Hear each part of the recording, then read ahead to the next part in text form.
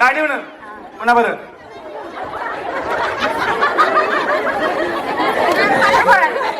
माणसं बरं, राधा बरं. हो. काय नाव आहे तुमचं? माझं लक्ष्मण जाधव. काय करता तुम्ही? शेती. किती शेती आहे? 3 एकर. करोडपती आहे की? हा ना, फुगवा आता. हा फुगवा मैत्रीण आहे, बसताना रड्यावर तिच्या आता मैत्रीण आहे.